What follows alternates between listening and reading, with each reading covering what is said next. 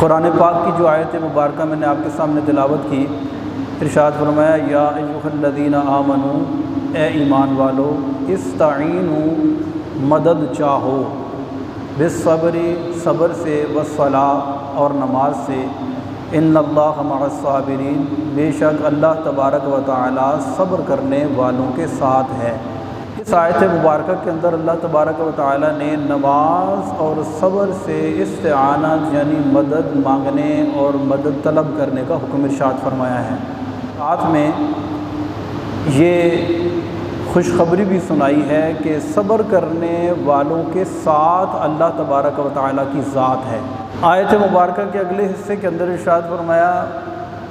وَلَا تَقُولُوا لِمَنْ يُقْتَلُ فِي سَبِيلِ اللَّهِ أَمْوَاتٌ، کہ وہ جو اللہ کی راہ میں شہید ہو جائیں، اللہ کی راہ میں قتل ہو جائیں، اللہ کی راہ میں اپنی جان دے دیں، وَلَا تَقُولُوا، انہیں نہ کہو، کیا؟ اموات، مردہ، انہیں مردہ نہ کہو۔ یہ صبر کی ایک بہت اعلیٰ صورت اللہ تبارک و تعالی نے اس کے اندر بیان فرمائی کہ اللہ کی راہ میں جان دینے والا صبر کی وہ مثال قائم کرتا ہے کہ اس کے بعد صبر کی اور کوئی صورت باقی نہیں رہتی۔ اور ارشاد فرمایا کہ بل احیاء، بلکہ وہ زندہ ہیں، ولیکن لا تشعرون، لیکن ان کی زندگی کا تمہیں شعور نہیں، کیونکہ بظاہر وہ تمہارے نظروں کے سامنے دنیا سے چلے گئے ہیں، ان کی روح پرواز کر گئی ہے،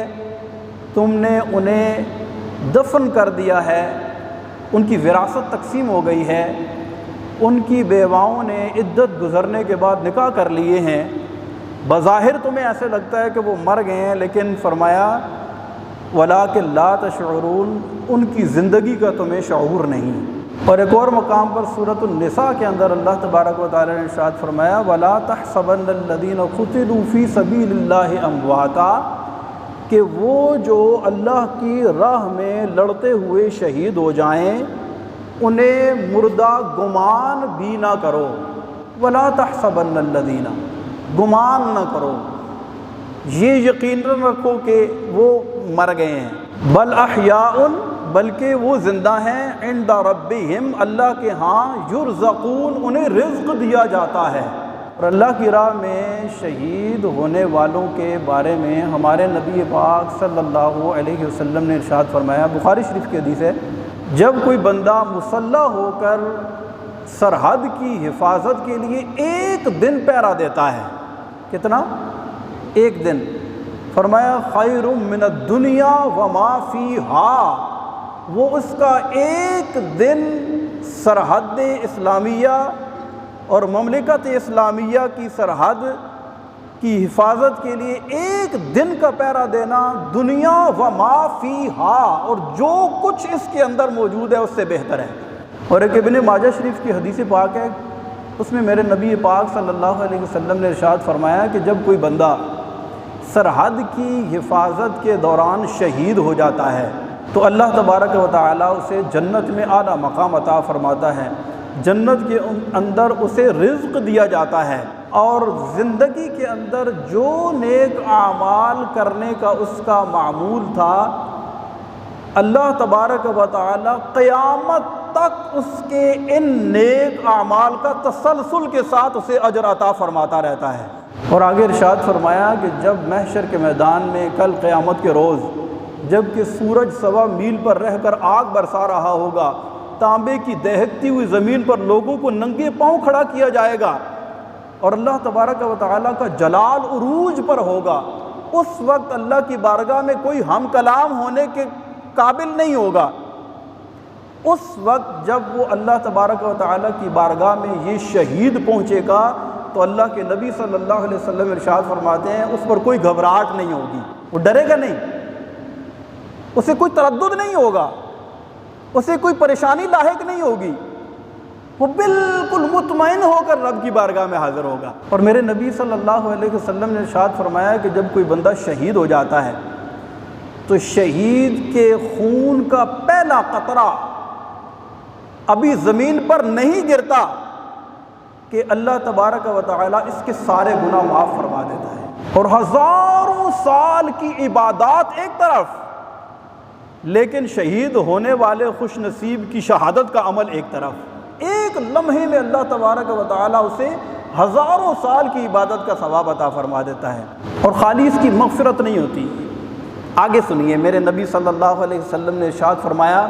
جب کوئی بندہ شہید ہوتا ہے، شہید کے خون کا پہلا قطرہ زمین پر نہیں گرتا کہ اللہ تبارک و تعالیٰ اسے اپنے جلوے دکھا دیتا ہے، اسے اللہ تبارک و تعالیٰ کا دیدار نصیب ہو جاتا ہے۔ لغت کے اندر شہید کا ایک معنی گواہی دینا بھی ہوتا ہے۔ کوئی اپنی زبان سے گواہی دیتا ہے کہ اللہ ایک ہے اور دین اسلام حق ہے، کوئی اپنے عمل سے گواہی دیتا ہے کہ اللہ ایک ہے اور دین اسلام حق ہے، لیکن شہید اپنی جان رب کی بارگاہ میں پیش کر کے عملی طور پر اس بات کی گواہی دیتا ہے کہ یہی ایسا حق ہے کہ جس کے لیے میری جان بھی قربان ہے۔ تو یہ اپنی جان دے کر اس بات کی گواہی دیتا ہے کہ اللہ ایک ہے، اس کے سوا کوئی عبادت کے لائق نہیں، اس کا کوئی شریک نہیں ہے، دین اسلام حق ہے، اسی لیے تو میں نے اپنی سب سے قیمتی چیز اس کے قدموں پر نثار کی ہے۔ اور شہید کا ایک مطلب ہوتا ہے مشاہدہ کرنے والا، دیکھنے والا، کیونکہ شہید جب دنیا سے جاتا ہے تو وہ اللہ تبارک و تعالیٰ کا بنفس نفیس دیدار کرتا ہے، اور حدیث مبارکہ میں آتا ہے کہ مومنین جب اللہ تبارک و تعالیٰ کی بارگاہ میں ہم کلام کرتے ہیں مرنے کے بعد، تو اللہ تبارک و تعالیٰ حجاب یعنی پردے کے اندر ان سے بات کرتا ہے جیسا اس کے شایان شان ہے، لیکن جب شہید اللہ تبارک و تعالیٰ کی بارگاہ میں ہم کلام ہوتا ہے تو اللہ تبارک و تعالیٰ سارے پردے اٹھا دیتا ہے، اسی لیے کہا کہ یہ شہید ہے، یہ مشاہدہ کرنے والا ہے۔ اور میرے نبی پاک صلی اللہ علیہ وسلم نے ارشاد فرمایا کہ شہید کی جب روح نکلتی ہے، ویسے روح نکلنے کی بہت شدید تکلیف ہوتی ہے، بلکہ حدیث پاک میں آتا ہے کہ تلوار کے 1000 واروں سے زیادہ روح نکلنے کی تکلیف ہوتی ہے۔ اور میرے نبی پاک صلی اللہ علیہ وسلم نے ارشاد فرمایا کہ شہید کو کتنی تکلیف ہوتی ہے؟ فرمایا اس کو اتنی تکلیف ہوتی ہے جیسے ایک چیونٹی کے کاٹنے سے تکلیف ہوتی ہے، اس سے زیادہ اسے تکلیف اللہ ہم سب کو شہادت کی موت نصیب فرمائے۔ اور شہید کا اللہ تبارک و تعالیٰ کی بارگاہ میں یہ مقام کیوں ہے اور اس کو یہ تکلیف کیوں نہیں ہوتی؟ یہ بھی ایک سوال ہے۔ جسم کٹ گیا ہے، بعضوں کا جسم کے پرخچے اڑ گئے ہیں، جسم ہوا میں تحلیل ہو کر گرا ہے،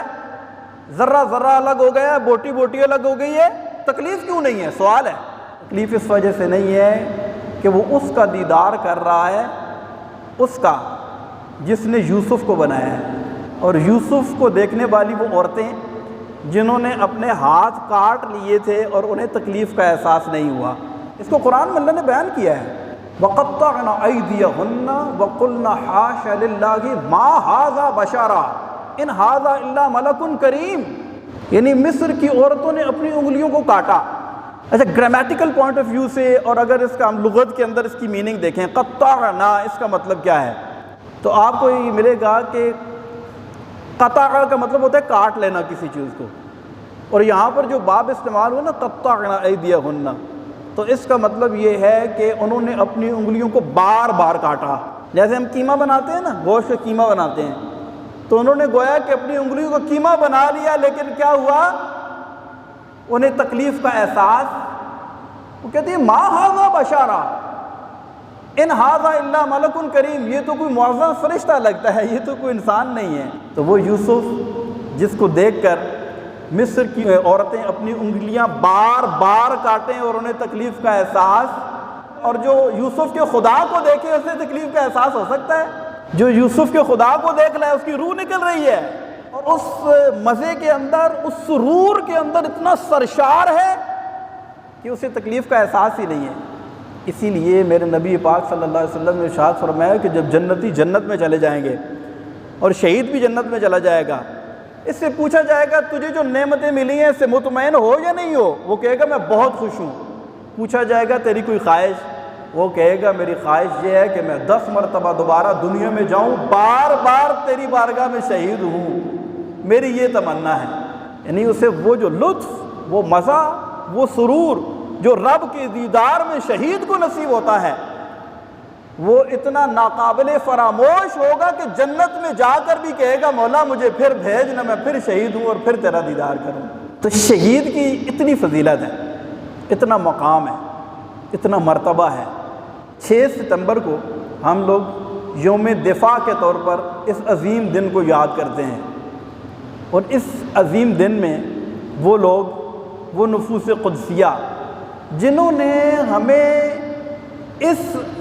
وطن عزیز، ہمارے اس جان سے پیارے وطن عزیز کو باقی رکھنے کے لیے، اس کی سرحدوں کی حفاظت کے لیے، اس کی بقا کے لیے اپنی جان کے نذرانے پیش کیے۔ کتنے عظیم لوگ ہیں وہ جنہوں نے اپنے آج کو ہمارے کل کے لیے قربان کیا، جنہوں نے اپنے بچوں کو یتیم ہونا کرنا گوارا کر لیا لیکن ہمارے بچوں کے مستقبل کا خیال کیا، جنہوں نے اپنی جان کی پرواہ نہیں کی، جن کی ٹانگیں نہیں کانپی، جن کا دل نہیں لرزا، جو ڈرے نہیں، نڈر ہو کر دشمن کی آنکھوں میں آنکھیں ڈال کر اس کو منہ توڑ جواب دیا، اور ایسے جواب دیا جیسے جواب دینے کا حق ہے۔ یہ وہ ہیں کہ اس زمین کا ذرہ ذرہ قیامت تک ان کے خون کا مقروض رہے گا، اور ہماری آنے والی نسلوں تک ان کی یہ جرأت و بہادری کی داستانیں پہنچنی چاہیے، اور ہمیں پتہ چلے کہ یہ وہ ہمارے ہیروز ہیں جن کو کبھی بھی بلایا نہیں جا سکتا۔ جو اپنے محسن کو بلا دیتا ہے اور جو اپنے محسن کا شکریہ نہیں ادا کرتا، وہ رب کا بھی شکریہ ادا نہیں کرتا۔ کسی چیز کو بنانا اپنی جگہ، لیکن اس کو قائم رکھنا، اس کو بچانا، اس کی حفاظت کرنا، یہ بہت بڑا کمال ہے۔ تو آج کا ہمارا جمعے کا بیان ان نفوس قدسیہ، ان شہدائے اسلام، ان شہدائے پاکستان کے لیے خراج تحسین ہے کہ جنہوں نے وطن عزیز پاکستان کی حفاظت کے لیے اپنی جانوں کے نذرانے پیش کیے۔ ضرورت اس بات کی ہے کہ ہم مسلمان ہیں، دشمن ہمیں کمزور کرنے کی کوشش کرتا ہے لیکن انشاءاللہ ہم کمزور نہیں ہوں گے، اور یہ طاقت کس میں ہے؟ اتحاد میں ہے۔ دشمن ہمیں مختلف فرقوں میں بانٹنے کی کوشش کرتا ہے، مختلف گروہوں میں تقسیم کرنے کی کوشش کرتا ہے۔ دشمن ہمیں ہماری طاقت کو ضائع کرنے اور اس کو کمزور کرنے کی کوشش کرتا ہے، لیکن ہم اس کی اس چال میں کبھی بھی کبھی بھی نہیں آئیں گے۔ ہم ایک ہیں، ہم مسلمان ہیں، اور ہم پاکستانی ہیں، اور ہم ہر وقت متحد ہیں۔ اور خاص طور پر ہماری جو فورسز، ہماری آرمی، ہماری ایئر فورس، ہماری نیوی، پاکستان نیوی،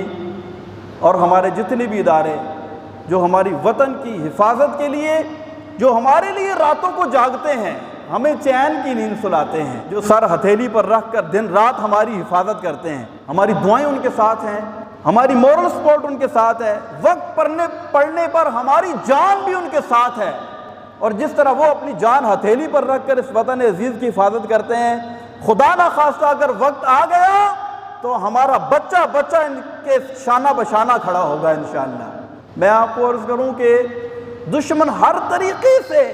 طریقے سے حملہ آور ہونے کی کوشش کرتا ہے، ہر طرح کا حربہ استعمال کرتا ہے، ہر طرح کی تکنیک استعمال کرتا ہے۔ اس وقت سوشل میڈیا کا دور ہے، اور میں ان خاص طور پر پاکستانی، نادان پاکستانی جو بے وقوفی کرتے ہیں، سوشل میڈیا کے اوپر اپنے ہی فورسز، اپنے ہی لوگوں، اپنی طاقت کے خلاف بعض وقت کمنٹس کرنا شروع کر دیتے ہیں۔ مختلف نظریات جو حقیقت میں کس نے پٹ اپ کیے ہوتے ہیں؟